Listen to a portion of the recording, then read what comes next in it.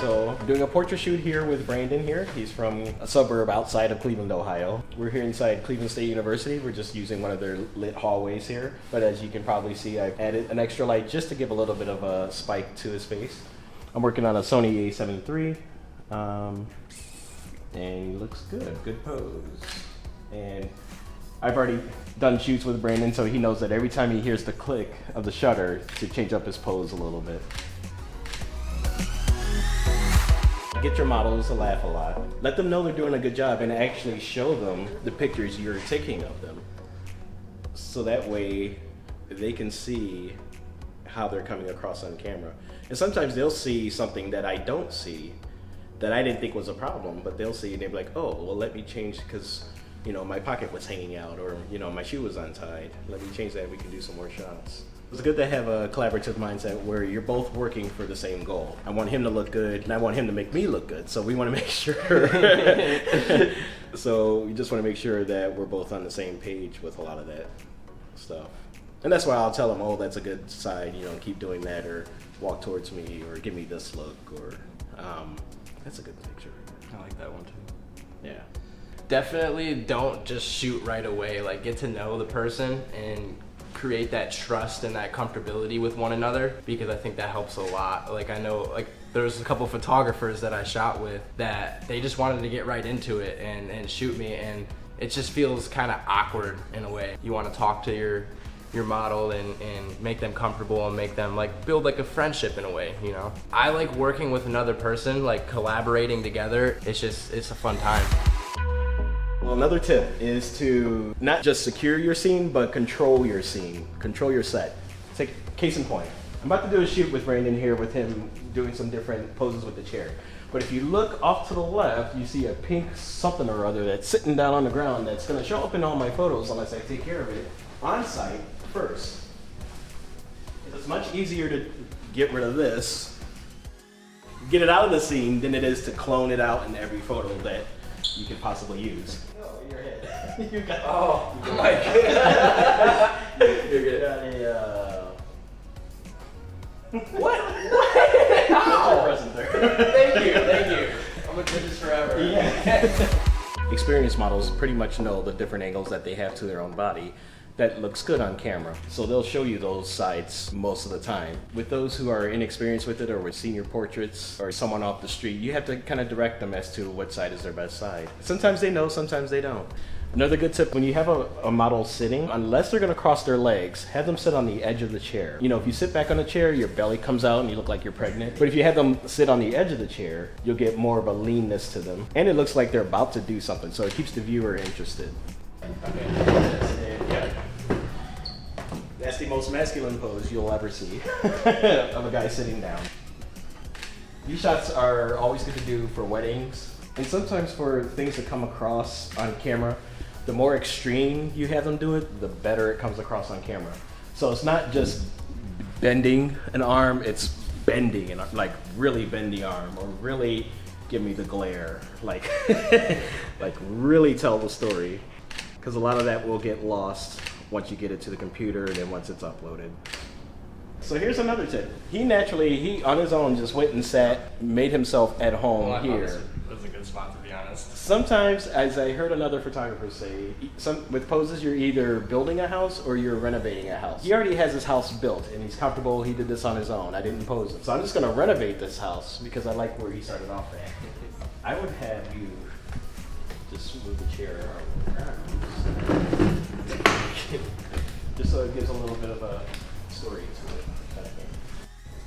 And look Should I go up or down? Down like that. Whatever's comfortable. Let them find their comfort space and shoot that, because then they're naturally them. And then just compose for the scene. So.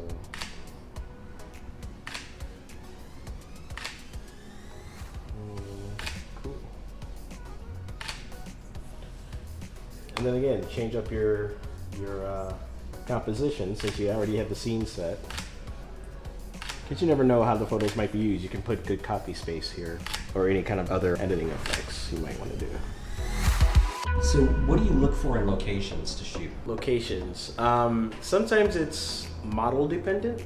and I'll get to that in a minute. And sometimes it depends on how interesting the location is. For instance, for what he's wearing, there's a lot of spaces in here that have green walls, and I don't want green and red because it looks too Christmassy, and to me it's a little annoying. So I'm thinking of locations for him that would match what he's wearing. The other thing is, if you have an interesting location in mind, think of that location and think of what you might think your model should wear in that location. A location like this, I knew I wanted to shoot in a bridge. I knew it was going to be lit white, so I wanted to contrast that with color and darkness.